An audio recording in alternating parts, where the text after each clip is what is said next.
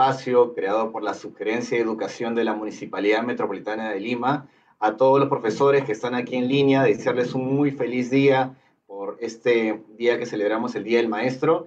Tenemos hoy día la gentil presencia de un gran maestro también para todos nosotros, que es Juan Cadillo. Les cuento un poquito de él rápidamente. Él es de Huaraz, es doctor en educación, es ingeniero de sistemas, tiene una experiencia de más de 24 años como docente, ha sido ganador de varios premios, como el Premio Nacional de Cultura en el 2018. En el 2017 fue considerado uno de los 50 mejores profesores del mundo. También en el Ministerio de Educación le otorgó una condecoración de las Palmas Magisteriales en el año 2015 en el grado de maestro. Ha sido ganador de varios premios nacionales e internacionales en el área educativa, tal como el Premio Internacional de Innovación Educativa de la Fundación Telefónica en el 2010 y en el 2011. También ganó el Premio del Maestro Queja Güey en el 2014, el de la Buena Escuela en el 2016, el Concurso Iberoamericano de Incorporación de las Tecnologías para la Organización de las Escuelas, eso fue en el año 2017, y muchos más. Actualmente es presidente del Fondo Nacional de Desarrollo de Educación Peruana y es asesor de la Fundación Telefónica. Pero por sobre todo, Juan es una gran persona, en realidad es muy caracterizada su humildad y su honestidad para colaborar y trabajar en la educación, así que para mí es un honor de verdad poder compartir con él unos minutos el día de hoy. Bueno, Juan, feliz Día del Maestro, ¿cómo estás? ¿Qué tal? ¿Cómo te sientes? Muchas gracias, Hugo. Gracias a la Escuela de Lima. Una felicitación para todos los maestros y maestras de nuestro país. También para ti, Hugo. Yo sé que pese a tener otra profesión, te dedicas a la educación. Gracias por ello. Y en realidad muy contento de poder estar aquí contigo y poder compartir. Genial, no, gracias a ti. En verdad tenemos mucha curiosidad por conocerte un poquito y quisiéramos saber que nos cuentes cómo fue que de tu experiencia de docente te fuiste involucrando con la innovación, qué fue aquello que te dio inquietud o rebeldía, o no sé cómo lo puedes contar de tu experiencia con alguna anécdota que nos vincule a todos los que quizás le hemos sentido en algún momento. Bueno, yo vengo de una familia de maestros. Ellos me guiaron, pero siempre tenía la inquietud de cómo poder mejorar lo que ellos ya me habían enseñado. Y te cuento que en el 2006, cuando ya era ingeniero de sistemas, en ese momento, pues, o desde 2000, ¿no? Durante casi todo este tiempo, había la idea de que la tecnología lo iba a solucionar todo, y en especial en la educación era la panacea. Y cuando traté de aplicar la educación tecnológica dentro de mi escuela, me encontré con una barrera de que no teníamos suficiente equipamiento tecnológico. Entonces, al inicio, mi experiencia inició con una computadora y habían llegado las XO, estas computadoras verdecitas de la BLPC, y empezamos pues a ver cómo se podía utilizar. Y en realidad, supuestamente, pues nos iban a dar mucha ayuda del Ministerio de Educación. Esta ayuda nunca llegó y había que enfrentarse a cómo poder utilizar efectivamente este tipo de tecnología. Así que iniciamos al inicio con cosas muy simples y lo empezamos a compartir a través de YouTube. Trabajábamos lo que era el teatro, la programación, y uno de los softwares que utilizamos fue eToys, que era un precursor de Scratch. Y yo me acuerdo mucho que le empezamos a sacarle el jugo a eToys porque nos permitía animar cuentos. O sea, trabajamos toda una experiencia con cuentos y ya no teníamos ese elemento de que el niño, mejor dicho, sabía elaborar cuentos, y lo llevamos al plano tecnológico, ¿no? Cómo poder hacer animaciones, cómo puedan hacer sus propias animaciones los estudiantes, pero utilizando programación. Ah, genial. ¿Y qué tal? ¿Los chicos cómo reaccionaron a estas herramientas, a este cambio? Porque no eras ya un profe tradicional, eras un profe que venía con estos recursos. Mira, en realidad fue muy rica la actividad. Eran pocos niños, ¿no? Éramos como 20 los que dejaban, 20 estudiantes, y empezamos a construir una experiencia totalmente integrada. Es decir, nadie se quedaba atrás, todos tenían algún tipo de función. Y lo que vimos también era la posibilidad de que cuando los chicos se grababan, realizando diferentes tipos de actividades de dramatización, porque utilizábamos también mucho los títeres, mejoraban bastante. Es algo que actualmente se le denomina el aprendizaje social. Utilizamos las neuronas espejo para vernos, para aprender del otro. Entonces, pero en ese momento pues lo utilizábamos de una manera empírica, íbamos recolectando el conocimiento que se iba formando. Y bueno, en realidad la ciencia también, la ciencia a través de la parte médica, neurológica, ha ido avanzando y ha ido complementando muchos de los supuestos que teníamos en ese momento. Ah, súper. La verdad es que en base a esa experiencia y lo que trajiste con los chicos, ¿qué consejos podrías darle hoy día, en su día, a nuestros colegas, a nuestros compañeros profesores? Bueno, por lo general, muchos piensan que la base de la innovación es la tecnología, pero en realidad la base de la innovación es cuando el maestro encuentra un problema y trata de solucionarlo. Y por ahí recoge el conjunto de conocimientos, de medios, de lo que le es más cercano a la persona, es decir, al maestro, y fundamentalmente tiene que aprender a trabajar en red. Esos son dos elementos claves. En este siglo XXI no estamos hablando de lo que me sucedió a mí, pero a través de lo que uno va andando, en realidad uno se va dando cuenta de los errores que se cometieron en ese momento, ya no los volvería a cometería otros, y el elemento clave es pensar en solucionar los problemas. Claro, ¿no? Como tú dices, los errores es parte del aprendizaje, no es para juzgar a nadie, culpar a nadie, sino es aprendamos de ello hacia lo que se viene, ¿no? Y me parece genial tu consejo para todos los docentes que a veces están preocupados, tensos de que algo falle, que no encienda la presentación, que no cargue el recurso. Y por ello también quisiera que nos compartas un poquito, antes de tu presentación, tú que eres un profesor categoría internacional, que viajas mucho, que conversas mucho con docentes de otros países y muchos de ellos nos están saludando ahora aquí abajo durante esta transmisión en vivo. Eh, ¿Cuál es tu visión? ¿No? ¿Cuál es tu perspectiva que está sucediendo a nivel internacional? ¿Los profesores deberíamos hacer igual? ¿Deberíamos estar articulando y viendo qué pasa afuera? ¿O enfocarnos solamente en la currícula, en lo que tenemos acá en nuestras regiones, en el país? Yo creo que debe haber siempre un sentido de rebeldía.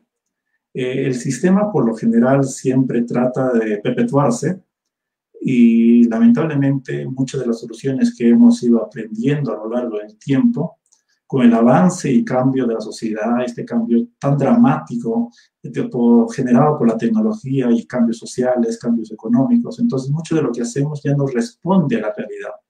Y por lo general tenemos, el currículo salió en el 2016 y tratamos de aplicarlo ya desde el 2017, pero en el tiempo lo que se concibió en ese momento ya quedó obsoleto. Entonces, en realidad, si vamos a tratar de aplicar conceptos obsoletos y no vamos a tratar de mirar hacia el futuro, en realidad estamos confinando a nuestros estudiantes a vivir en el pasado. Es decir, tratamos de formar competencias, formamos capacidades, pero ¿para qué época? Para el siglo XXI, para el 2021, 2022, 2023. De repente los chicos van a empezar a salir a trabajar en el 2030, pero estamos dándole herramientas del 2000 o de 2010, cuando se empezó a hablar de las competencias, de las capacidades, de este cambio curricular que se debía generar. Por lo tanto, nosotros como maestros tenemos que, sí, respetar, porque hay un estándar en el trabajo, pero siempre hay que mirar a futuro qué necesidades, qué elementos nuevos son aquellos que configuran lo que va a ser para nuestros estudiantes a futuro. Claro, no, totalmente de acuerdo contigo, gracias por compartir tu reflexión. Y sobre eso, tengo una pregunta que también me la había compartido un profesor, y creo que te va a dar pie a que nos compartas desde el FONDEP cómo se plantea esto. Era básicamente, ¿bajo qué perspectiva o cuál es tu perspectiva de cómo crear proyectos educativos a distancia enfocados en esta educación basada en proyectos, ¿no? Algo que afecte al entorno del estudiante, que le sea sensible, que le sea real y que le sea útil, como tú estás mencionando, como, no sé, el tema de la basura o el de la salud. ¿Cómo, desde tu perspectiva, se pueden crear esos proyectos educativos a distancia? Bueno, en realidad tenemos que cambiar nuestro paradigma de trabajo. Nosotros estamos muy acostumbrados a trabajar de manera individual. Eso es lo que De repente tratamos de enseñar también en nuestras aulas que el estudiante tiene que defenderse solo, hacer el examen solo, los trabajos solos, y no hay que compartir con el compañero, porque al final nos puede ganar. Este es un paradigma, por lo menos, que yo conservo mucho de lo que a mí me enseñaron, y este paradigma lamentablemente no funciona. Las organizaciones trabajan en torno a un objetivo, y para que funcione la organización, todo el colectivo trabaja justamente para que tenga éxito, y de eso depende su trabajo, mantener su trabajo, generar riqueza y tener éxito. Lo clave para nosotros también es recuperar mucho de cómo se está desenvolviendo la sociedad. La sociedad está orientándose hacia personas que trabajan conectadas con otras personas. Por lo general, a veces en nuestro medio tratamos de copiar, tratamos de introducir de repente estos elementos de los proyectos, de los retos, del aprendizaje conectado, pero desde un sentido muy individual. ¿Qué quiere decir esto?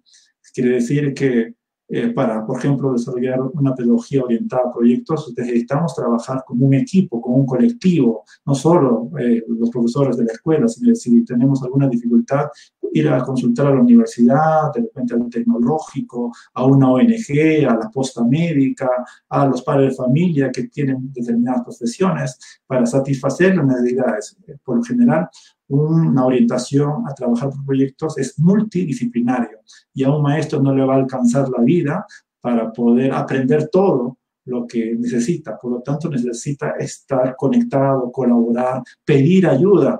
Uno de los grandes problemas también de nosotros, los varones y maestros, y de repente también con las mujeres, que a veces no preguntamos, tratamos nosotros de resolverlo solos. Y eso no está orientado al siglo XXI. El siglo XXI está orientado a que si no conoces, tienes que preguntar, tienes que buscar, tienes que consultar. Y eso es un cambio de paradigma mucho en nuestro modelo, en nuestra forma de pensar. Sí, tienes toda la razón, concuerdo contigo. Muchos somos profesores, a veces con el que está, con el de la par, no conversamos, y sucede más grave aún por niveles. O sea, no se ve mucho que los profesores de secundaria hablen con los de primaria o con los de inicial o con universidad. Entonces, al estar tan desconectados se pierde la perspectiva completa, ¿no? Sí, en efecto, esa es una mala visión que nosotros tenemos, ¿no? Por lo general siempre nos da el purito de la vergüenza. ¿Qué dirá? Van a pensar que yo no sé. Y actualmente, pues, es mejor no saber, ¿no? Porque va a haber personas que te van a ayudar, que simplemente parecer que uno sabe, el famoso sobrado, pero en realidad tú te das cuenta y te mueres de miedo. Y lo mejor es justamente conservar el sentido de que hay muchas cosas que nos van a dar miedo, efectivamente, y vivimos en ese constante cambio que se genera en la sociedad, pero vamos a poder sobrepasar esos miedos cuando nos juntamos con otras personas. Y en realidad el trabajo colectivo da la seguridad de que si tú fallas, el otro te va a apoyar y siempre va a haber un sostén. Y ese es el cambio que requerimos en esta sociedad que a veces, donde cada uno apunta a su lado, ¿no? Lleva agua para su propio molino. De verdad, Juan, qué bueno escucharte, qué lindo saber que cuando uno dice no sé, se vale. Porque igual me pasaba a mí, era como, pero ¿cómo no vas a saber? No sé. Y los otros pues como que te hacen un poco de presión, porque es eso lo que todos creemos, que todos debemos saber todo. Y estamos en un proceso de aprendizaje, más aún en esta situación, no sabemos en colectivo, y eso demuestra humildad, pero sobre todo demuestra ganas de mejorar, porque al margen de los problemas creo que siempre podemos mejorar, siempre podemos hacer las cosas cada vez mejor. Sí, Hugo, en realidad vivimos en un ciclo de muchas oportunidades. La tecnología abre el sentido de la comunicación y el de la colaboración, pero también abre el sentido de buscar información. Tenemos gran cantidad de información y está repartida en múltiples núcleos, pero a la vez es la información clave, no necesariamente la vamos a encontrar en esos núcleos, sino la vamos a encontrar en las personas. Las personas son una enorme fuente de información, porque no solo tienen la sistematización, sino tienen elementos escondidos del conocimiento, y esos elementos escondidos solo se pueden hacer visibles conversando, comunicándonos con las otras personas. Es un dar y es un recibir. Perfecto, no, muchas gracias. A mí también me pasa lo mismo y seguramente que a muchos de los profesores que están conectados ahora igual. Está Juan, que ha ido ya compartiendo su gran experiencia con nosotros. Él va ahorita a contarnos esta innovación educativa, lo que él viene trabajando desde el FONDEP, así que atentos por favor a su presentación y en los comentarios nos escriben para el final, de repente nos pueda aclarar algo mejor, Juan. Gracias, Hugo. ¿Me avisas si es que estoy Sí, corriendo por bien? favor, procede. Gracias. Bueno, lo que quería contarte es lo que venimos trabajando desde el FONDEP. Nosotros le hemos llamado desde la inmovilización social a la innovación educativa. Nosotros venimos desarrollando en marco de esta pandemia, de esta emergencia educativa, 3 actividades orientadas a poder superar esta crisis sanitaria. Estas 3 actividades, la primera es formar una red de docentes innovadores. La segunda es ofrecer algún tipo de formación orientada hacia la innovación a los maestros de nuestro país. Y por último, tener una mesa de aliados. Esta mesa de aliados busca establecer relaciones con diferentes tipos de organizaciones, por lo general gubernamentales, pero eso no quita de que también pueden ser de otro tipo, para poder influenciar y apoyar el área educativa. Con respecto ya a este elemento de los docentes innovadores, hemos buscado generar un canal y una corriente orientada a que los maestros puedan formar parte de una enorme red de docentes innovadores. Esperamos que haya una enorme cantidad de maestros que puedan inscribirse. ¿Y por qué queremos hacer esto? En primer lugar, y de manera sencilla, es que los maestros han empezado a generar sus propias soluciones y estas soluciones las están compartiendo a través de las redes sociales. Pero al generarse tanta información de diferente tipo en las redes sociales, por lo general se invisibiliza mucho del conocimiento valioso de los maestros. Con respecto ya a la parte de los profesores en línea, están orientados, o lo que vemos es que los maestros van compartiendo sus iniciativas, pero lo que queremos es que esas iniciativas sean filtradas, limpiadas, depuradas, mejoradas, y en realidad para ello el maestro tiene que tener un conjunto de herramientas. Esas herramientas las esperamos poder brindar a través de un curso. Bueno, la mesa de aliados ya se los conté. Y lo que queremos, o por qué estamos tan metidos en la opción de crear esta red de docentes innovadores, es que por lo general hemos visto que al inicio estábamos muy temerosos de qué iba a suceder, pero poco a poco los maestros se han ido liberando de enormes tabúes con que no podían utilizar la tecnología, ya la vienen usando, y luego se han empezado a enfrascar ya en cómo poder llegar a sus estudiantes, cómo poder motivar, cómo desarrollar estas competencias y capacidades que son tan importantes para el currículum, y han empezado a generar sus propias soluciones. Y las soluciones que nosotros vemos es que son muy ricas, muy importantes. Hay soluciones que van desde lo más sencillo hasta lo más complejo. Y por lo general, a veces tenemos el sentido de que las soluciones de afuera pueden ser mejores que las soluciones que nosotros generamos, pero en realidad es todo lo contrario. Las soluciones que nosotros generamos responden a nuestras necesidades. En cambio, si nosotros traemos soluciones de fuera, muchas veces no se adaptan a lo que queremos. Y una vez que nosotros resolvemos un problema, lo logramos compartir con el resto de los maestros, solucionamos un problema y entonces nos podemos dedicar a solucionar ya otro problema. ¿Por qué? Porque a la vez recibimos retroalimentación de los otros maestros, nos inspiramos en sus soluciones, y cuando formamos toda una red de maestros nos damos cuenta de que efectivamente algo o aquello que me era tan complicado de poder resolverlo, si veo cómo lo ha hecho otro maestro, me va a ser mucho más sencillo. Entonces yo avanzo un peldaño más, propongo un elemento más, y ese elemento también es visto por otro maestro, y así vamos generando un círculo virtuoso. Y cuando hemos querido ver qué tipo de maestros son aquellos que están generando esta bola de nieve que empezó con algo tan pequeño, con que un conjunto de maestros empezaron a publicar lo que iban trabajando, es que los maestros han empezado a ver más allá de lo evidente. Y los maestros también se han dado cuenta de que hay determinadas recetas, por ejemplo, en en la estrategia de Aprende en Casa, pero no se conforman con lo que le da el Aprende en Casa, sino que empiezan a ver que también pueden generar su propio Aprende en Casa, pueden generar sus propias estrategias, pueden reemplazar determinadas tecnologías, pueden cambiar, no solo de irse al uso de WhatsApp, sino también pueden encontrar otro tipo de herramientas y no solo pueden irse a lo tradicional, que sería de repente el uso de los medios digitales, sino se van a la radio, producen sus propios programas de televisión. Hay maestros que empiezan, que no encuentran conectividad, pero encuentran la forma de llevar un USB y de repente tienen una red inalámbrica en su municipalidad, buscan apoyo. Entonces, en realidad se empieza a generar soluciones que no eran vistas a simple vista.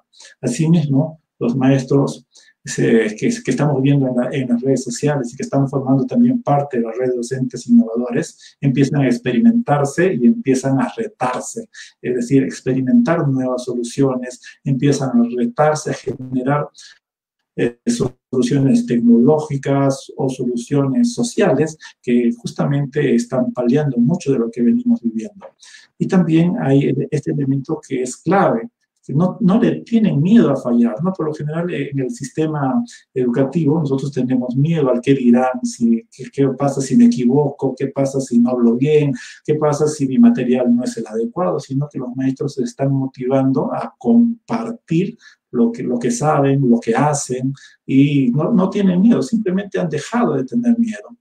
El otro elemento que estamos viendo que tienen nuestros maestros que están generando nuevas soluciones es que se están olvidando de las soluciones pasadas.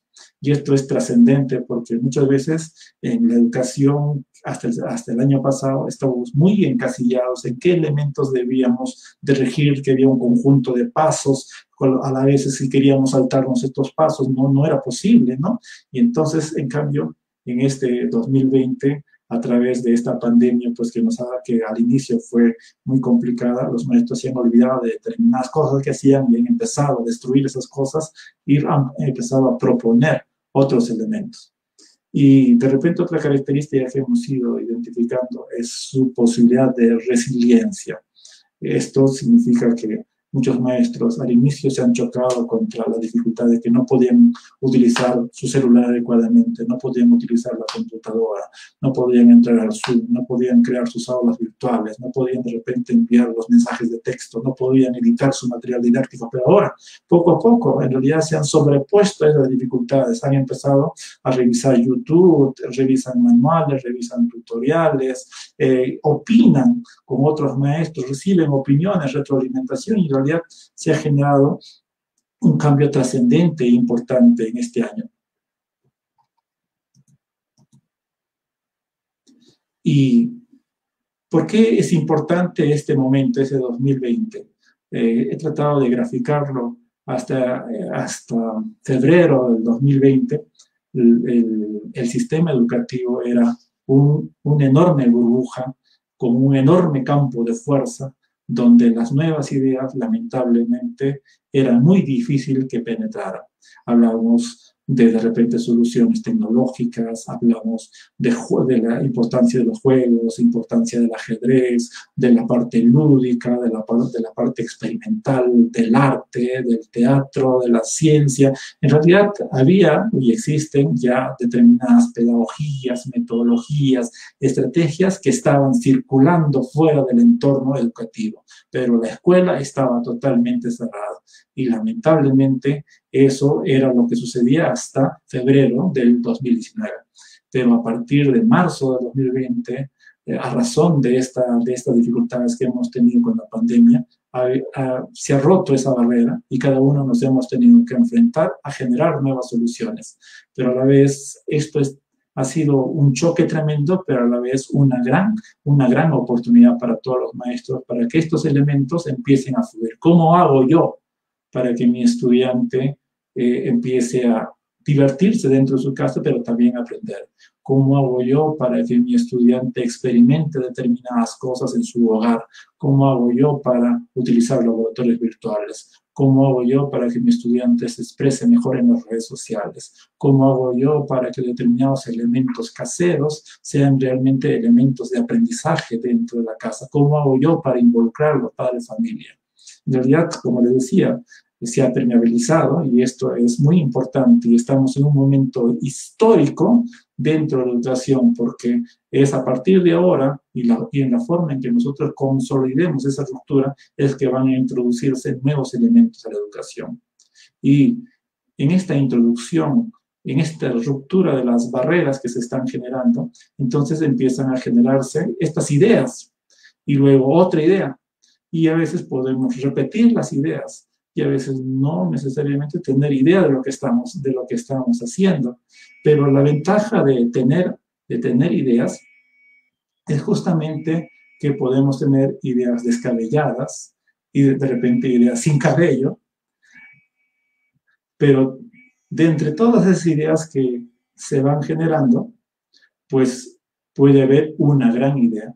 Y justamente esta gran idea que se puede generar y que muchos maestros están generando grandes ideas es que podemos realmente hacer algo productivo con la educación. Pero no es suficiente con que los maestros tengamos ideas, es necesario pasar a un siguiente nivel. Y este siguiente nivel es justamente que todas las ideas que vayamos generando, así sean pequeñas o malas ideas, sean o pasen por un determinado filtro. Este filtro es el filtro de la sistematización y la posibilidad de compartir lo que hemos generado en estos días. Así nos vamos dando cuenta que necesitamos romper paradigmas, que no podemos obtener mejores resultados haciendo el doble de lo mismo,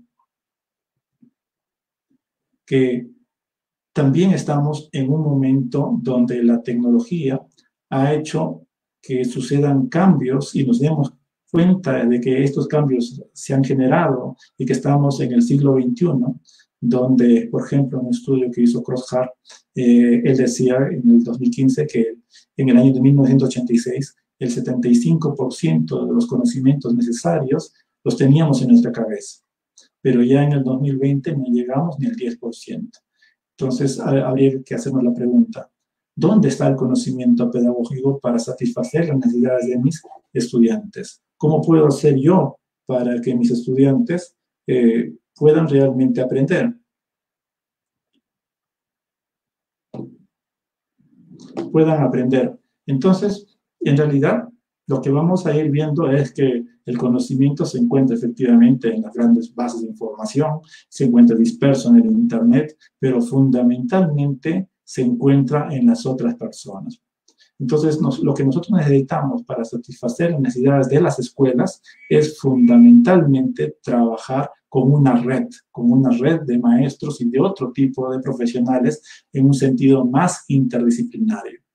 Entonces, mirando todos estos elementos, de conectar a los maestros, de ver si las soluciones son acertadas, si son ideas pequeñas, si son ideas trascendentes, si son ideas descabelladas, si son las mejores ideas, es justamente poder intercambiar esas ideas para ser validadas.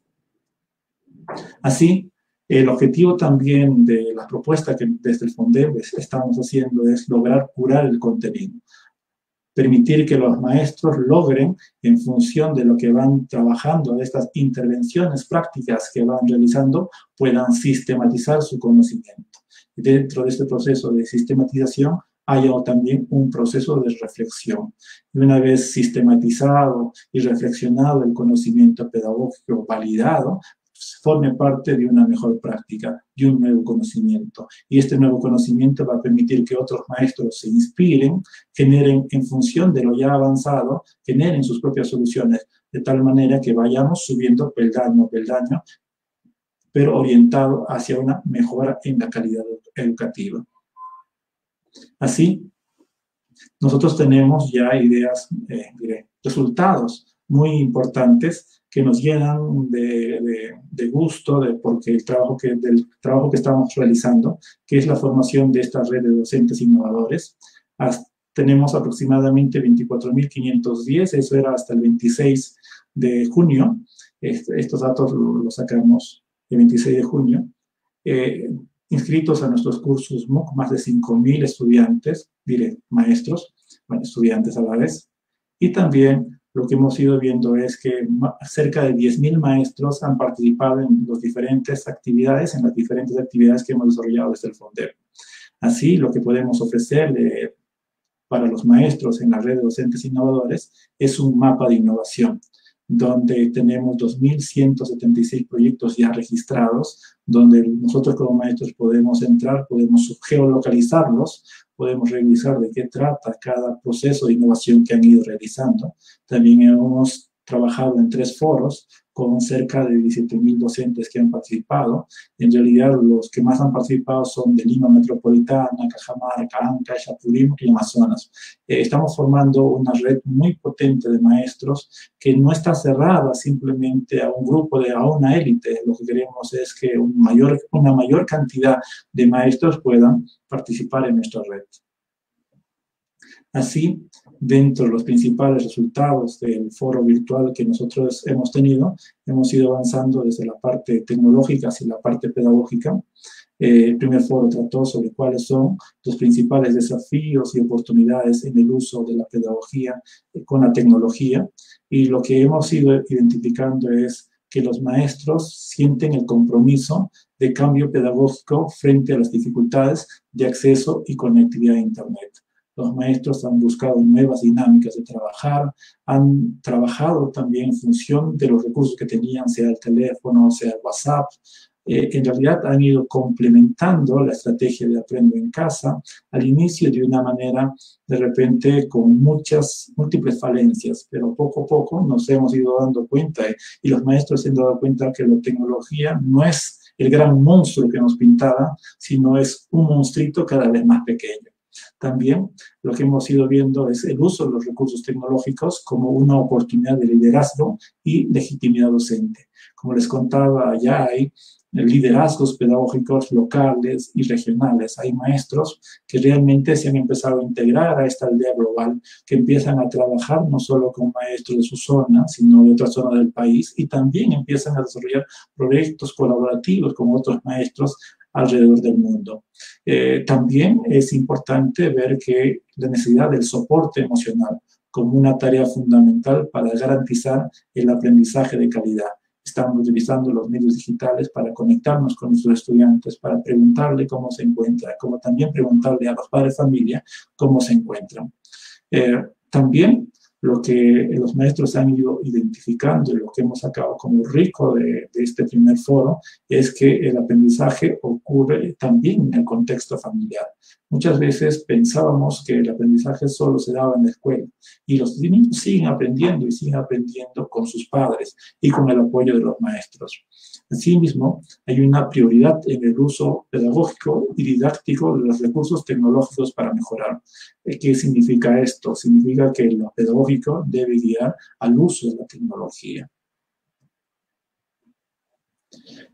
Nuestro segundo foro se tituló Nuevas estrategias pedagógicas y estuvo orientado a buscar cómo los maestros van impulsando estrategias ágiles que favorezcan el aprendizaje autónomo, el pensamiento creativo de los estudiantes. Y nos hemos encontrado con gratos resultados, que muchos maestros están simplificando los procesos de enseñanza, están empoderando a sus estudiantes, están generando formas de aprendizaje que están reuniendo a los estudiantes, que están convirtiendo a muchos estudiantes en líderes, están convirtiendo a sus estudiantes en productores de contenido, están convirtiendo a sus estudiantes en líderes de opinión.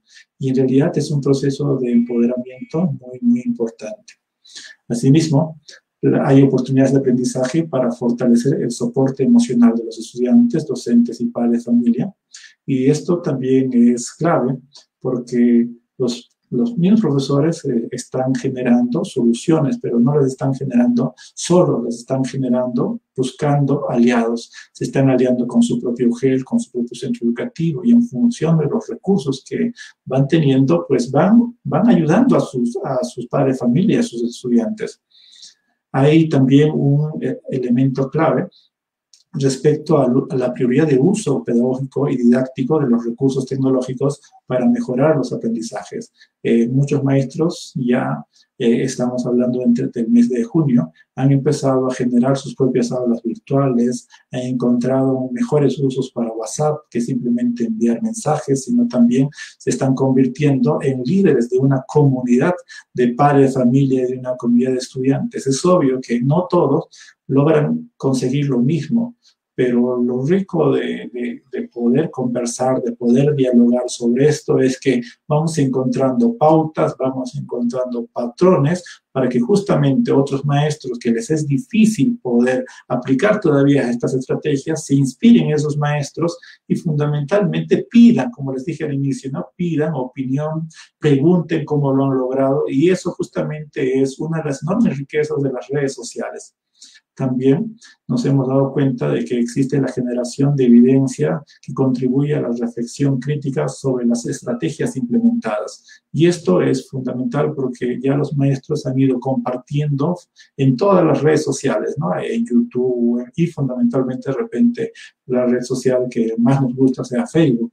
Y al ir compartiendo reciben retroalimentación de sus pares. Pero como les decía, no es suficiente con que nosotros hayamos compartido parte de nuestra práctica. ¿Qué pasa? Cuando nosotros compartimos en las redes sociales, por ejemplo en Facebook, rápidamente nuestra iniciativa se invisibiliza. ¿Por qué se invisibiliza? Porque hay muchos contenidos que son cargados a la red. Y entonces una experiencia que tú de repente en el mes de junio muy alegre la colgaste, por la propia interacción de las redes sociales, rápidamente queda en el olvido, invisibilizado. Entonces lo que necesitamos es un espacio que nos pueda, o por el cual podamos nosotros guardar nuestras iniciativas y sea un espacio como un repositorio fundamental donde siempre podamos recurrir y vamos a saber que estas experiencias no son invisibilizadas. Así, el objetivo general de nuestro trabajo ha sido promover y canalizar las iniciativas pedagógicas de los docentes para la construcción de un banco de iniciativas que permitan a otros inspirarse, adaptarlas o replicarlas en sus propios contextos en el marco de esta coyuntura de la pandemia. Bueno, y nuestro público objetivo son los docentes, directivos de las instituciones públicas y privadas. La página por la cual se puede registrar para trabajar con nosotros es el fondep.gov.p, es la red. En ella van a encontrar este mapa de innovación, como les decía, geolocalizado a todos estos más de 2.000 proyectos. Y también vamos a seguir trabajando en el foro de docentes innovadores, donde hay especialistas que son los que motivan el desarrollo del tema, la temática del foro, pero son los maestros en realidad los que van compartiendo sus iniciativas, sus preguntas, sus consultas y sus propias respuestas. Es por ello que les invito a ustedes a participar dentro de este proceso de iniciativas pedagógicas, a registrar su proceso, todo el proceso y todos los elementos que han ido trabajando a lo largo de este periodo. Es importante sistematizar porque si no vamos a perder las evidencias y lo rico que ustedes, maestros, han logrado generar. También les ofrecemos a través de espacio formación docente, como les estaba contando. El primer curso MOOC que nosotros tenemos es de Storytelling educativo, orientado a que los maestros sepan contar su práctica como una historia, que eso es un elemento muy importante. Y por último, tenemos el otro curso de Introducción a la Innovación Educativa. Muchas gracias. Hugo. Lo máximo, Juan, de verdad te felicito, está genial. Me voy a meter al de storytelling, me encantó. ¿Y puedes retroceder un poquito para que puedan ver, mientras cerramos la entrevista, puedan ver el enlace directo de donde tienen que registrarse en la página del FONDEP? La anterior, por favor. Bueno. Sí, bueno, dejes de hacer mucho, pero bueno, por ahí para que igual se enteren. Yo te agradezco mucho, Juan, por este espacio. En verdad es muy importante la innovación educativa, el compartir.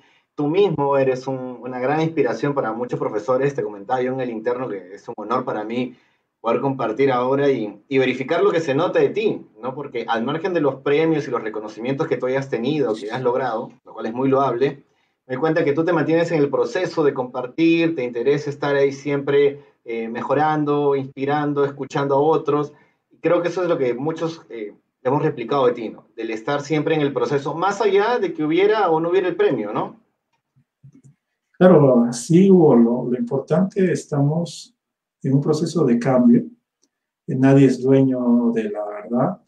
Todos estamos en un proceso de evolución. Afortunadamente, esto no es algo estático que dijiste, ya encontré la cima. Y en mi caso, pues he ido cambiando un poco, de repente, los retos que yo tenía de pasar de enseñar y trabajar en un aula a poder trabajar con un grupo mayor de profesores. He ido dejando algunos elementos tecnológicos para ir un poquito más hacia, orientado hacia la gestión. Y en realidad es algo clave, ¿no? La ex ministra de Educación, Flor Pablo, ¿no? Estaba muy interesada en la parte de las estrategias de gestión orientadas hacia los maestros y siempre ella, lo que podíamos conversar y lo que me enseñó es que el maestro está bien que esté en aula, pero también necesitamos muchos maestros que estemos en la gestión educativa porque conocemos las debilidades y todos esos sufrimientos y todas estas barreras que se dan en el aula. Y de eso he aprendido y he recogido. Y en este momento me toca estar en el FONDEP. Más adelante, de repente, voy a volver de pleno al aula, a la investigación, un poco con la tecnología, o ya veremos, ¿no? En el camino que se puede generar. Sí, genial. Yo también espero regresar ahí en alguna oportunidad al aula. Por ahí son talleres que uno da, que comparte. Pero tienes razón, nuestra experiencia de aula, de profesor y de todos los colegas que están acá entiendan que es muy importante, es muy valorado lo que están haciendo allí y que se está generando que es más espacio para que los docentes podamos gestionar y articular estos recursos educativos. Bueno, Juan, de mi parte agradecerte, de parte de la Municipalidad Metropolitana de Lima y de la Sugerencia de Educación en este espacio de la Escuela de Lima, por tu participación. Muchas gracias a los que se han conectado y por favor manténganse conectados siempre a los recursos de la Escuela de Lima. Muchas gracias, Juan. Muchas gracias, Hugo. Y en realidad agradecer a la Escuela de Lima. Y yo también he participado como para poder ver la realidad y tienen una forma de trabajo muy rica porque están invitando a varios especialistas. Y desde ese campo también invitar a todos los maestros a participar también en los foros que desarrollamos en el FONDEP. Todos los espacios son claves e importantes y como les decía, sí, es el momento de aprender para poder enseñar mejor. Y por último, un saludo para todos los maestros en su día, ¿no? Este 6 de junio, que es hoy y en este momento, y es algo que yo siempre digo, el maestro tiene que estar feliz, tiene que estar contento, tiene que saber vivir la vida, esta vida solo vivimos una vez y hay que estar totalmente emocionados por un nuevo día, y en especial por que es el Día del Maestro. Genial, Juan, qué lindo mensaje. Muchas gracias. Cuídense todos, pásenla lindo en este Día del Maestro. Un fuerte abrazo para todos. Adiós.